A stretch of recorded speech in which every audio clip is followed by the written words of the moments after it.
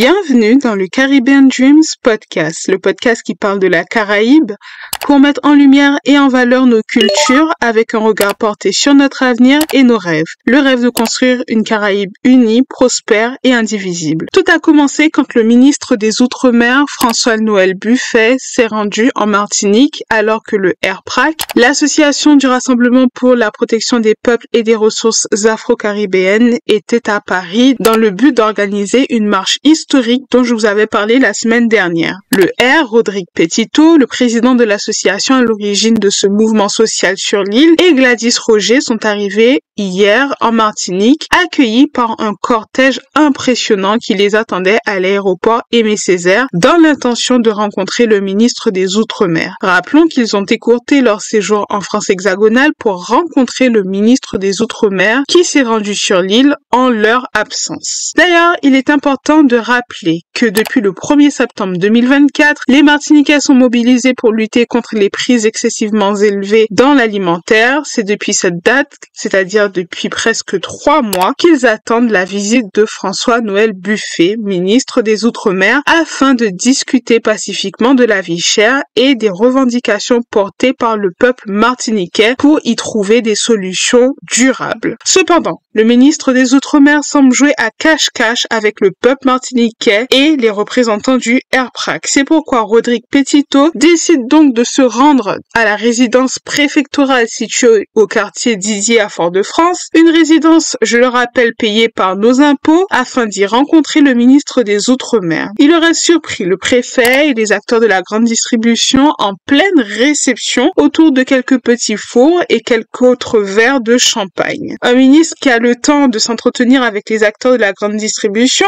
mais qui snobe très ouvertement le peuple. Ce n'est pas étonnant, car comme je vous le disais dans une précédente vidéo, les acteurs de la grande distribution et l'État français défendent des intérêts communs. Néanmoins, ce comportement plein de mépris exaspère non seulement la population, mais aussi l'association RPRAC, qui depuis plusieurs mois ont mis leur vie entre parenthèses pour améliorer le quotidien de quelques centaines de milliers de personnes en Martinique. Il est vrai que le R tentait de s'expliquer avec le préfet de la Martinique, Jean-Christophe Bouvier, et c'est pour cette raison qu'il a été arrêté par les forces de l'ordre dans son domicile le 12 novembre 2024. Est-ce que le R s'est introduit dans la résidence préfectorale? Est-ce qu'une porte lui était ouverte lui permettant de rentrer? Et est-ce qu'il a été convié pour entrer dans le domicile préfectoral? Dans tous les cas, nous n'apprécions pas le comportement désinvolte du préfet de la Martinique et du ministre des Outre-mer. Il faut relâcher immédiatement Rodrigue Petito qui mène un combat juste pour une meilleure justice sociale dans les territoires ultramarins.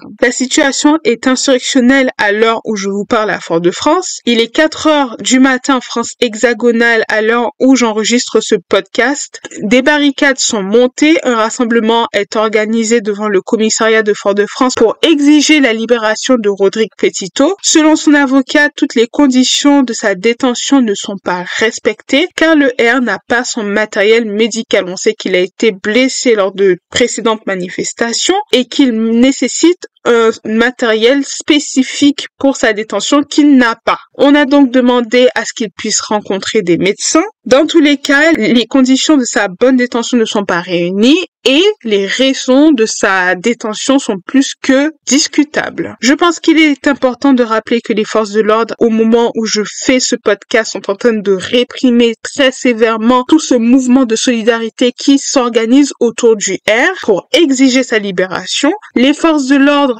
gazent la population, gazent les habitants, gazent les manifestants, sans se soucier des habitations autour. On va même dans les cités, je l'ai dit dans une précédente vidéo, gazer dans les cités, sans se soucier des habitations environnantes qui n'ont rien à voir avec les manifestations. Nous savons que les forces de l'ordre ont pour habitude de tester de nouvelles formes de répression dans les Outre-mer avant de les répliquer en France hexagonale. Le mieux pour vous est de vous abonner et d'activer la petite cloche de notification pour être informé à chaque fois que je poste une nouvelle vidéo parce que je reviens sur vous dès qu'il y a du nouveau. Alors, on continue de croire en ses rêves, de s'aimer. Moi, je vous aime et je vous retrouve dans un prochain épisode du podcast. Ciao!